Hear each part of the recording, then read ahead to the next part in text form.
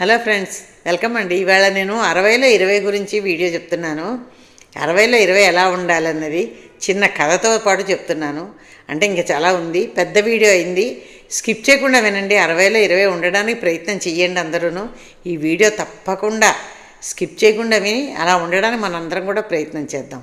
అవునంటారా కాదంటారా? విన్నాక ఎలా ఉందో కథ చెప్పండి. నిజంగా అలా ఉండాలా వద్దా కూడా చెప్పండి. పదండి అయితే వీడియోలోకి. Hello friends, welcome to Padma element డీటెయిల్స్కి.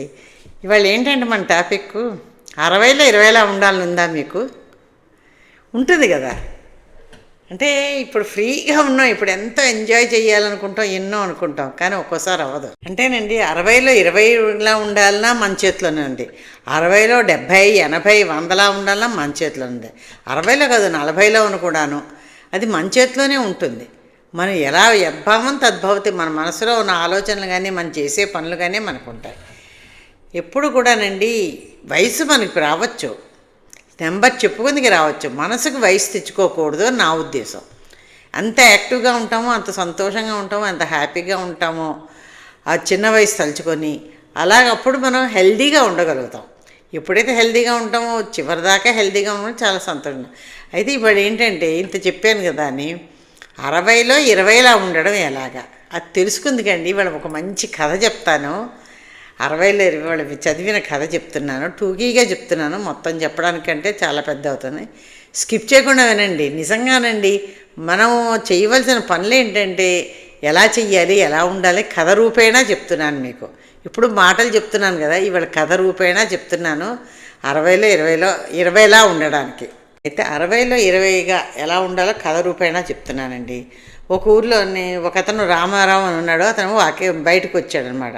అలా బయటకు వెళ్తూ ఉంటే పక్కనేమోని కృష్ణారావు ఉన్నాడు. ఆ కృష్ణారావు అతను అతను కూడా కరెక్టే, ఇద్దరు పక్క పక్కనే ఉంటారు, కానీ కొంచెం 3 ఇళ్ళు దూరంలోని బయటకు వచ్చేలా, ఏం రామారావు ఎక్కడికి వెళ్తున్నావు ఏంటంటే, ఏం లేదండి పాల ప్యాకెట్ తెచ్చుకుందుకు వెళ్తున్నాను అంటే, ఏంటి ఆఫీస్ లేదా ఏంటి వాళ్ళు ఇప్పుడు పాల ప్యాకెట్కి వెళ్తున్నాను అంటే, లేదండి నేను 6 నెలల కిందట రిటైర్ అయిపోయాను కాబట్టి నేను ఖాళీగానే ఉన్నాను, వెళ్తున్నానండి అన్నాడు. ఆహా, రిటైర్ అయిపోయావా, బాగుంది, అయితే ఇంక లైఫ్ ఎంజాయ్ చేయాలి నువ్వు అంటాడు.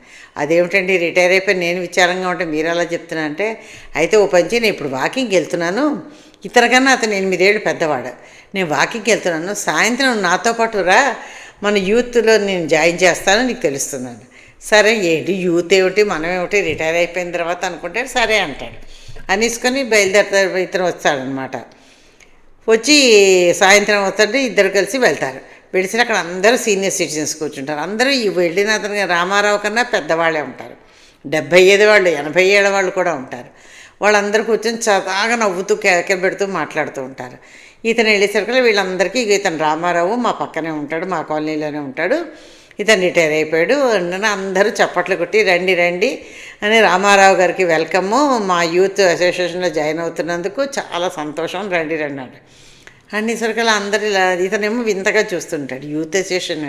అప్పుడు వాళ్ళు అంటారు, యూత్ అసోసియేషన్ ఏంటని మీరు ఆశ్చర్యపోతున్నారు, ఇదేం కాదండి, మనము పెద్దవాళ్ళం అయిపోయాము అంటే అని వాళ్ళు చెప్పారు, కానీ మనం ఎందుకు పెద్దవాళ్ళం అయిపోవాలి, అవ్వలేదని మనం అనుకుందాం, మన లైఫ్ని ఎంజాయ్ చేయడం మొదలు పెడదాం. ఇప్పుడు 60 ఏళ్ళు వచ్చిన తర్వాత ఎందుకు మనని పంపించారు, మనం ఇంకో ఇస్తే ఇంకో 10 ఏళ్ళు కూడా మనం ఉద్యోగం చేస్తాం, డబ్బు సంపాదించాలని చూస్తాం. కానీ మనం పంపించారంటే జీవితాన్ని ఎంజాయ్ చేయమని మన ఆఫీస్ వాళ్ళు కానీ అందరూ కూడా మనకు సిగ్నల్ ఇచ్చినట్టు ఇక్కడి నుంచి మన కోసం మన జీవితం ఎంజాయ్ చేయాలంటే అందరూ వచ్చేస్తారు. ఆహా ఇది బాగానే ఉందన్నమాట. ఇలా అందరూ మాట్లాడుకుంటూ ఉంటారు, బాగుంది ఇదేదో వీళ్ళు చక్కగా ఇంత పెద్దవాళ్ళు కూడా ఇంత ఎంజాయ్ చేస్తారు అనుకుంటుంటారు. అయితే ఉన్నట్టుండి ఈ కృష్ణారావు అన్న అతను, అయితే రామారావు గారు ఏంటి రిటైర్ అయిపోయారు కదా, మీ ప్రోగ్రామ్ ఏంటి, నెక్స్ట్ ఏం చేద్దాం అనుకుంటున్నారు, డబ్బులు బాగా వచ్చి ఉంటాయి కదా రిటైర్మెంట్ అయిన తర్వాత. వచ్చేయండి బాగానే వచ్చాయి, మా అబ్బాయి దగ్గరికి వెళ్ళిపోదాం అనుకుంటున్నాను, మా ఆవిడ కూడా అంటుంది అబ్బాయి దగ్గరికి వెళ్ళిపోదామని, ఉన్న ఇల్లు కూడా అమ్మేసి అక్కడికి వెళ్ళిపోదాం అనుకుంటున్నాను. ఏంటి మీరు పర్మనెంట్గా వెళ్ళిపోతారా, చూసి వస్తూ ఉంటారంటే, లేదండి పర్మనెంట్గా వెళ్ళిపోతాం. ఎందుకంటేనండి అని సంతోషంగా మా మనవడు మనవరాలు ఉంటారు, వాళ్ళతో వాళ్ళు ముద్దు మాటలు ముచ్చట్లు అన్ని చక్కగా చేసుకుందుకు వస్తాను, అందుకు ఎంజాయ్ చేస్తాను, అందుకు వెళ్ళిపోతున్నాను అంట. ఓహో అలాగా అనిస్తాడు, అయిపోతుంది. పక్కన ఇంకో అతను ఉంటాడనమాట. అతను చూపించి ఇతను ఇలాగే మీలాగే అనుకున్నాడు, రిటైర్ అయిపోగానే కొడుకు కోడల దగ్గరికి వెళ్ళిపోయారు వాళ్ళు. వెళ్ళిపోయేసరికల్లా బాగానే ఉన్నారు కొన్నాళ్ళు. తర్వాత ఏంటంటే వీళ్ళ ఆవిడకి కొంచెం చేతస్థం ఎక్కువ. మన పూర్వకాలం పద్ధతులు వేరు కదా, మడి తడి అంటుంది ఈవిడ ఏమో రోజు మడికట్టుకొని వంట వండి నైవేద్యం పెడితే కానీ ఎవరు తినకూడదు అంటుంది. అలా చేసి పెట్టింది, కొన్నాళ్ళు చేసింది. చేసిన కొన్నాళ్ళు కోడలకి విసుగొచ్చి వాళ్ళ అమ్మ వచ్చేసరికల్లమ్మ వాళ్ళ అమ్మ చేత వండించుకొని తిని, అబ్బాయి ఎన్నాళ్ళైందమ్మా కమ్మటి వంట తిని, వీళ్ళు చాదస్తాలు చంపుతున్నారు, మడంటారు తడంటారు, స్నానం చేస్తే కానీ వండకూడదు అంటారు, తినకూడదు అంటారమ్మా, హాయిగా ఉంది నీ వంట తింటుంటాని మాకు కావాలి. వీళ్ళకి ఏదో అనుకుంటున్నారు ఇది అదని, వీళ్ళ ఆస్తి కోసం మేము చూస్తున్నాం అనుకుంటున్నారు. వీళ్ళకెంత ఉందమ్మా ఆస్తి, నా దగ్గర 6 నెలల సంపాదన అంత లేదు, వీళ్ళ ఆస్తి ఆ డొక్కిలు తప్ప ఏముంది, వీళ్ళతో నాకెందుకు, కోడలేవో తల్లితో. ఇవి విన్న తర్వాత చాలా బాధపడి వాళ్ళు వెనక్కి వచ్చేస్తారు. అమ్మ ఇంత మంచి ఇదైంది, జ్ఞానోదయం ఉందన్నారు, భార్యాభర్త వచ్చి మనకి వీళ్ళ దగ్గర సెట్ అవ్వదు అనుకొని వెనక్కి వచ్చేస్తారు. వెనక్కి వచ్చిన తర్వాత ఇక్కడ వీళ్ళిద్దరు ఇలా ఉంటుంటారు. ఆ చుట్టాలు అతను చెప్తాడు, ఈ వీళ్ళ ఆవిడేమీ తక్కువ కాదు, వీళ్ళ ఆవిడ కోడలు పెళ్ళైన కొత్తలోనేమో వాళ్ళ అమ్మ ఉద్యోగం చేసేది, అందుకు స్నానం చేయకుండా వంట వండేసి అన్నీ చేసాక స్నానం చేసి ఆఫీస్కి వెళ్ళేది. మేము ఏ ఇంట్లో చూచావు నువ్వు, నీకు మడి లేదు తడి లేదు ఆచారం లేదు వ్యవహారం లేదని కోడలను సాధించేది. అది కక్ష పెట్టుకొని ఇప్పుడు ఆ కోడలు ఈ అమ్మాయిని ఈవిడండి అనేసారు. ఇలా అనుకుంటుంటున్నారండి అందరూను. కాబట్టి ఏంటంటే అనిపిస్తుంది, అది చేసుకునే కష్టం ఏదో మన ఇంట్లో మనం ఇష్టంగా చేసుకుంటే మనకి ఇష్టం వచ్చినట్టు మనం ఉండొచ్చు. మన డబ్బులు ఉన్నాయి, మన ఇష్టం వచ్చినట్టు డబ్బులు ఖర్చు పెట్టుకోవచ్చు, మనకు కోరికలు కొన్ని తీర్చుకోవచ్చు. అందులో ఒకతను ఏం చేసేట పాపం చిన్నప్పటి నుంచి అతనికి డ్రాయింగ్ అంటే చాలా ఇష్టం అట. అందుకే ఇప్పుడు తన డ్రాయింగ్ క్లాసులు పెయింటింగ్ క్లాసులు తనకి తను చేసుకుంటూ నలుగురికి కావలస్తే ఉచితంగా చెప్పి నేర్పిస్తున్నాడు. ఇంకో అతను 80 ఏళ్ళ దగ్గర ఉన్న 79 ఏళ్ళ 78 ఏళ్ళట అతనికి. అతనేమో సంగీతం ఇష్టం, అందుకు మ్యూజికల్ క్లాసులో జాయిన్ అయ్యాడు, సంగీతం నేర్చుకుంటున్నాడు, ఏవో అవి నేర్చుకుంటున్నాడు అని చెప్పాడు. ఇతను అందరినీ పరిచయం చేశాడు. చూసావా ఇవన్నీ చేస్తున్నారు వీళ్ళు, ఎంత చక్కగానో కోరికలు, ఇప్పుడు కదా మన కోరికలు మనం తీర్చుకోవాల్సిన వయసు, చూసావా వీళ్ళు ఎలా చేస్తున్నారని, నువ్వెందుకు తొందరపడి వెళ్ళిపోతున్నావు, చూసుకో ఇవన్నీ నీకు చెప్పాను, నీ ఇష్టం అంట. అప్పుడు అతనికి రామారావు జ్ఞానోదయం అయ్యి, నిజమే కదా, వాళ్ళేమో ఇంటి దగ్గర చుట్టుపక్కల అందరి పిల్లలు ఫారెన్లో ఉంటారు, మేము ఈ కంట్రీ వెళ్ళాం ఆ కంట్రీ వెళ్ళాం, మేము ఇవి చూసాం అవి చూసాం, మేము ఇంత మీరు వెళ్ళలేరు కదా, మీ వాళ్ళ పిల్లలు ఇద్దరు ఇండియాలోనే ఉంటారు, మీ పిల్లలు ఇండియాలోనే ఉంటారు కదా, మీరు వెళ్ళలేరు, మేము ఎన్నో చూసి వచ్చామంటుంటే పాపం భార్య బాధపడి ఓ రోజు అడిగిందిట, ఏమండి మనం కూడా ఏదైనా ఫారెన్ కంట్రీ వెళ్ళొచ్చి చూసి వద్దామండి, నాకు సరదాగా ఉంది చూడాలని అంటారు. అంటే ఊరుకోవే మనకెందుకు ఇలాగే అనిస్తాడు ఉద్యోగంలో ఉన్నప్పుడు. ఇప్పుడు ఇవన్నీ చూసిన తర్వాత అతనికి అనిపించింది అనమాట, అవును నేను కొడుకు కోడల దగ్గరికి వెళ్ళి నేనెందుకు వెళ్ళడం, ఎందుకు చేయడం, కరెక్టే కదా, నాకు డబ్బులు బాగానే వచ్చాయి, నా భార్య కోరిక తీరుస్తాను, నేను యవ్వనంగా ఉన్నట్టే నేను ఫీల్ అవుతాను, నేను రిటైర్ అయిపోయిన ఫీల్ అవును, నా భార్యను కూడా ఇంకా యవ్వనంలో ఉన్నట్టే ఆ ఫీలింగ్ తెస్తాను అనుకున్నట్ట. అంటే అందరితో సరదాగా మాట్లాడేటి ఇంటికి వచ్చేట. గబగబా వచ్చేసరికి భార్య ఇంట్లోనేమో కూర్చొని ఉంది సోఫాలో. కూర్చొని అసలు ఏమో ఎలా కూర్చున్నావు, చాలా యాక్టివ్గా వచ్చాడు అనమాట. రావడమే మనిషి మాట బట్టి ఎంత యాక్టివ్గా ఉంది.